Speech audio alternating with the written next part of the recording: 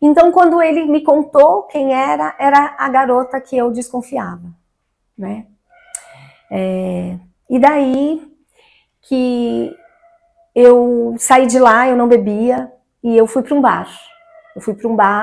Eu me lembro que eu liguei para umas amigas muito queridas, inclusive uma delas tinha sido minha madrinha de casamento, e contei o que tinha acontecido.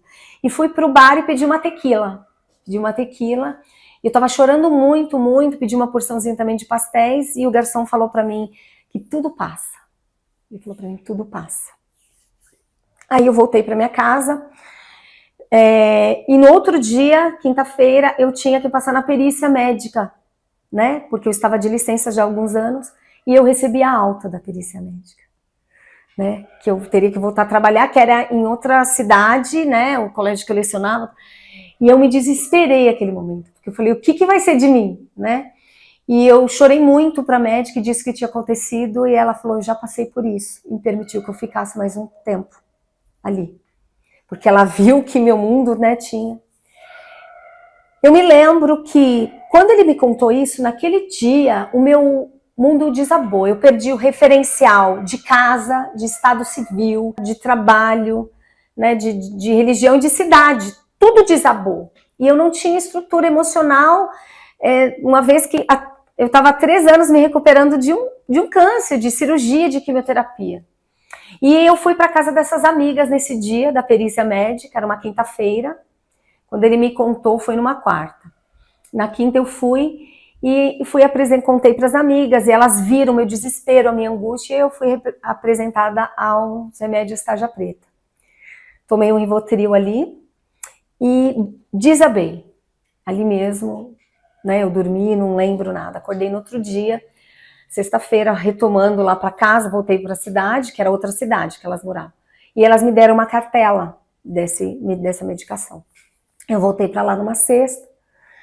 E eu me lembro quando eu voltei, nós morávamos num sobrado e tínhamos na parede retratos nossos do casamento. E eu quebrava todos, jogava no chão, assim. O meu cachorro desesperado, que eu tava muito, eu quebrava todos os retratos que eram nossos. Eu voltei com muita ira, assim. E daí fiquei lá aquela noite. No outro dia cedo, era um sábado, ele estava lá. Ele pedia para eu perdoar, perdão. Ele chorava também, ficou desesperado também e pedia para eu perdoar. No outro dia, eu não me lembro como que foi essa sexta-noite, ao chegar lá, assim. Mas no outro dia de manhã, ele saiu para fazer a pregação dele, lá as palestras e tudo mais, e eu fiquei em casa. Inclusive na igreja que essa garota frequentava. E ela estava grávida. Só que só eu sabia, né? E a mãe dela, né? Provavelmente. E aí, o que aconteceu? Ele foi e eu liguei para minha mãe, meus familiares não sabiam, em São Paulo, e disse assim, né, meu companheiro, falei o nome dele, me traiu e eu vou me matar. E desliguei o telefone e tomei a cartela que estava comigo, do tarja preta, inteira. Por Deus, eu acredito que é por Deus mesmo, minha mãe conseguiu falar com essa minha amiga na outra cidade, e essa minha amiga conseguiu falar com ele. Eu não sei como ele atendeu, porque se ele estava lá, né? Mas aconteceu, correu para casa e me levou para o ambulatório ali. O que eu me lembro vagamente é ele falando o que aconteceu e eles disseram, então ela vai conseguir o que ela queria, né, com isso. Mas não consegui, graças a Deus. E eu fiquei uma semana pinel, assim, sem saber, vegetando, sem saber quem eu era, o que eu fazia, sem nada. Minha sogra mais uma vez foi para lá me acolher, cozinhar e cuidar. Ela morava no interior. E daí, eu não estando feliz com isso, né, não conseguindo lidar, eu ainda tentei por hipotermia. Era agosto, eu tentei de roupão entrar no mar à noite, numa noite muito fria, e ele foi atrás e me tirou do mar, né. Porque foi um desespero, uma dor que eu queria calar, assim. Dependente emocional, vivia para o outro, né, vivia a vida do outro, então agora meu mundo desabou, né. E foi muito difícil lidar. Depois, passado esse período, eu queria ir na casa dela de qualquer jeito. Eu queria falar com ela, né, falar com a mãe e tudo mais. E ele me levou, insisti muito, ele me levou.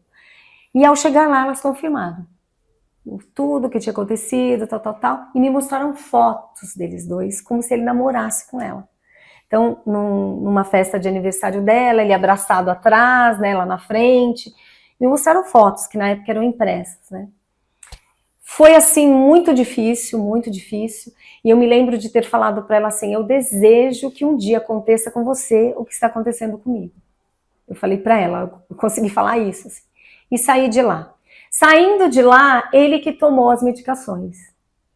Aí ele tomou e também ficou Pinel e tudo mais ali, né? Enfim, passou esse período e eu falei: o que eu vou fazer? Por estar muito apaixonada e muito dependente, eu pensava: eu vou criar esse filho como se fosse meu. A gente vai se mudar para outra cidade, a gente vai reconstruir a nossa história, ninguém vai saber da nossa história. Eu comecei a formular histórias na minha cabeça para continuar com ele, porque a dependência era tamanha, né? E também não vou expor essa história. Imagina como que eu vou expor uma história dessa. Só que eu não fiz isso. No dia 13 de setembro de 2006, eu fui embora. Peguei o que era meu, as coisas. Ele pagou ali um caminhãozinho, ali uma perua para levar para casa dessas amigas que me acolheram nesse primeiro momento. Aí eu fui embora. Foi muito doloroso, porque eu fui embora apaixonada ainda, amando. O dependente emocional não vê tantos defeitos, as sombras, só as luzes do outro, e eu não via dele. E aí fui embora. Só que ele acreditava que nós iríamos voltar, que a poeira ia baixar, que as coisas iam se assentar, e de alguma forma nós voltaríamos a ser um casal. Mas não foi assim que as coisas aconteceram.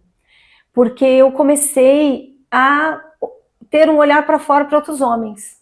Comecei a paquerar e tudo mais. E ele começou a perceber. Após isso, a gente ainda ficou. Ele foi na casa dessa amiga, tudo. Mas depois ele começou a perceber que eu estava me interessando, que eu estava me jogando na pista. E aí foi que ele falou que eu estava traindo ele. Ele usou o argumento de que eu estava traindo ele, né? E aí, de fato, acabou. Eu precisava me dirigir até os diretores dele, a diretoria, porque é uma coisa bem estruturada, né, onde ele trabalhava, e dizer o que tinha acontecido, porque eu me separei, só que eu não queria expor e contar o que tinha acontecido, para que ele continuasse ali no cargo dele.